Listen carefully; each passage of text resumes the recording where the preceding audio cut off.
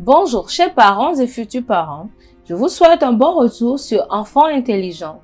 Nous parlerons dans cette capsule de comment enseigner nos enfants à ne pas jouer avec le feu.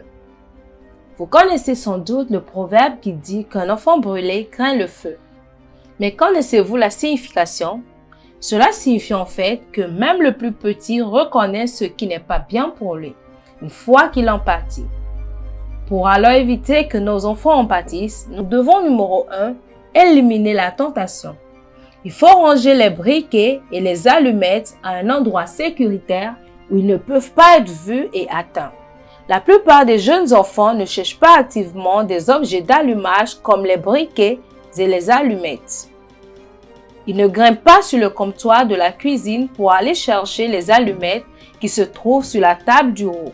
La plupart du temps, lorsqu'on retrouve des enfants avec des allumettes ou des briquets, ces objets ont été laissés sur le comptoir de la cuisine, la table à café ou la table de nuit. Le simple fait de les ranger hors de la vue et hors de la portée réduit grandement le risque que les enfants les trouvent et jouent avec ces objets. Ranger les allumettes et les briquets de manière à ce qu'ils ne puissent pas être vus et atteints est facile à dire, mais pas si facile à faire. La plupart des familles possèdent plusieurs briquets et paquets d'allumettes. Pour un rangement sécuritaire, la première étape est de ramasser toutes les allumettes et tous les briquets et de les mettre à un endroit spécifique et de veiller à toujours les remettre à leur place après une utilisation. Pour une sécurité maximale, utilisez uniquement des briquets munis d'un mécanisme de sécurité enfant. Bien qu'ils ne soient pas entièrement à l'épreuve des enfants, ils réduisent grandement les chances qu'un jeune enfant puisse les allumer. Lisez-en davantage sur le rangement sécuritaire des briquets et des allumettes. Numéro 2. Faites participer vos enfants à la sécurité familiale contre les incendies. Parlez à vos enfants, y compris ceux d'âge préscolaire, et dites-leur que chaque membre de la famille a un rôle important à jouer. En tant que parent, il relève de votre responsabilité d'utiliser les allumettes, les briquets et les bougies de manière sécuritaire et de les ranger lorsque vous avez terminé. Les allumettes et les briquets sont des outils utiles, mais sont destinés aux adultes seulement. Il revient aussi à vous parents de ne jamais laisser une bougie allumée lorsqu'ils quittent la pièce ou vont se coucher. Le rôle important de l'enfant est de s'assurer que ses parents accomplissent leur tâche. Si des enfants trouvent une allumette, un briquet ou une bougie allumée sans surveillance, enseignez-leur à le signaler à un adulte. Cela aide les enfants à comprendre qu'ils peuvent apporter une contribution importante, ce qui encourage leur volonté à assumer leurs propres responsabilités. Si les enfants sont récompensés pour vous avoir mentionné de ranger les briquets ou d'éteindre une chandelle allumée, c'est ce qu'ils feront plutôt que d'être tentés de jouer avec les allumettes, les briquets ou les bougies. Avoir l'occasion de démontrer leurs compétences et d'être félicité est beaucoup plus satisfaisant qu'être capable d'allumer un briquet. Numéro 3.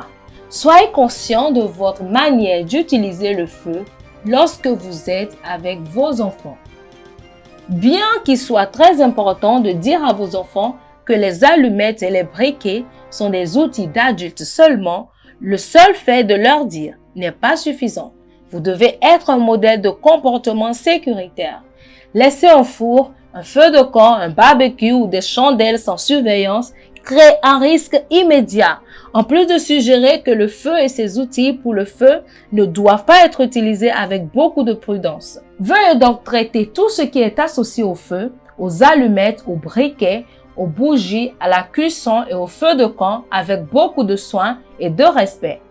Utilisez-les selon l'usage pour lequel ils ont été conçus et rangez les outils de manière sécuritaire lorsque vous avez terminé. Conseil numéro 4.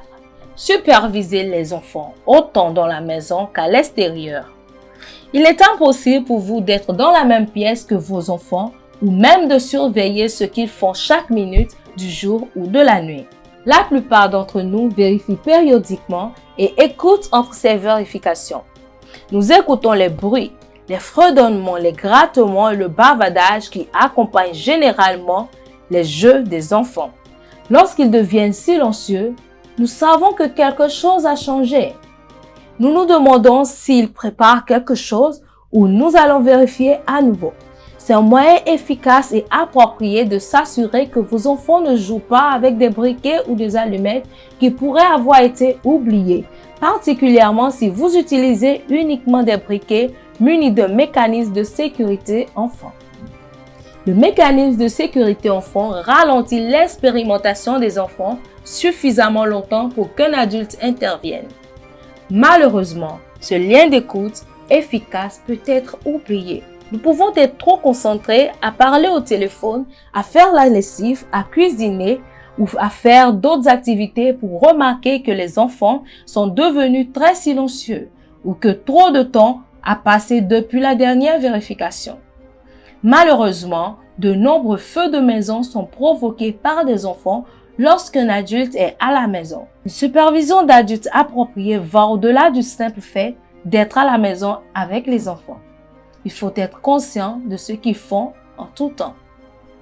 Alors, j'espère vivement que ces conseils vous donneront un coup de pouce. Si cette vidéo vous a été utile, n'hésitez pas à la partager avec vos proches pour sauver beaucoup de vies.